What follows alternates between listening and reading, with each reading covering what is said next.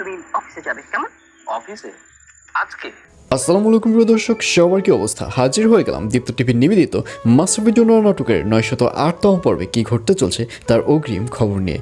এই পর্বটি কেউ মিস করবে না, কারণ এই পর্বে আপনারা দেখতে পারবেন রুনা ম্যাম এবার আয়ানকে মনির কাছ থেকে দূরে দূরে রাখার প্ল্যান করতে যাচ্ছে আগামী পর্বে। আর এজন্যই সকাল সকাল রুনা ম্যামকে দেখা যাবে সে আয়ানের রুমে চলে যাবে এবং আয়ানকে বলবে অফিসে যাওয়ার জন্য রেডি হতে।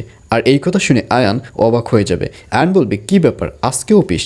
তখন রুনা ম্যাম বলবে, হ্যাঁ কেন নয়, যারা বিয়ে করেছে বিয়ের পরের দিন কি তারা অফিসে যায়নি? এটা কি তোমার কাছে নতুন মনে হচ্ছে?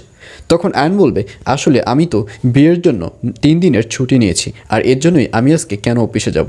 তখন রুনা ম্যাম বলবে, তোমার কথা বললে হবে না, কারণ অফিসের প্রতি তোমার অনেক দায়িত্ব এবং কর্তব্য রয়েছে, কারণ তুমি হচ্ছে ওই অফিসের সিনিয়র ম্যানেজার। সুতরাং বিয়ের জন্য 3 দিন তোমার ছুটি নিলে হবে না, এখনই তুমি রেডি হয়ে অফিসে যাবে।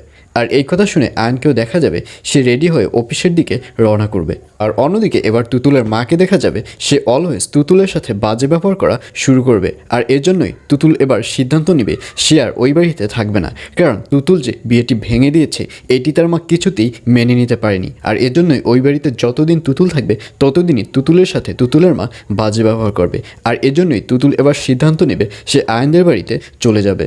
আর অন্যদিকে এবার শরাফত সাহেবকে দেখা যাবে সে চেয়ারম্যান স্যারকে প্ল্যান করতে বলবে কিভাবে রুনা ম্যামকে বিয়ে করা যায়। আর এই কথা শুনে চেয়ারম্যান স্যার রেগে যাবে। চেয়ারম্যান স্যার বলবে, প্রশ্নই আসে না, আমি কেন প্ল্যান করতে যাব? যেহেতু আপনি রুনা ম্যামকে বিয়ে করবেন আপনিই প্ল্যান করুন, এখানে প্লিজ আমাকে ডাকবেন না।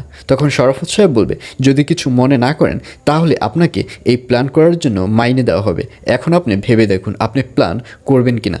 তখন চেয়ারম্যান স্যার খুব ভালো করে বুঝতে পারবে যে রুনার কথা ভাবতে ভাবতে শরাফত সাহেবের মাথাটা পুরো গেছে। আর এর জন্যই চেয়ারম্যান স্যার আর কথা বাড়াবে না, চেয়ারম্যান স্যার ওখান থেকে চলে যাবে। আর অন্যদিকে দাদাভাইকে দেখা যাবে দাদাভাই এবার রুনা ম্যামদের বাড়িতে গিয়ে উঠবে এবং সেখানে গিয়ে দিলার ম্যামের সাথে দেখা হলে দাদাভাই বলবে চেয়ারম্যান স্যার তাকে পিটিয়ে তার অফিস থেকে বের করে দিয়েছে, আর এর জন্যই তার বৃদ্ধাশ্রম ছাড়া আর থাকার কোনো জায়গা নেই। এই বলে দিলার বেগমের বৃদ্ধাশ্রমে থাকা শুরু করবে দাদাভাই। আর এছাড়াও থাকবে আরও আশ্চর্য সকল ঘটনা। সুতরাং সবাইকে মাশরাফের জন্য নাটকের আগামী পর্ব দেখার আমন্ত্রণ রইল।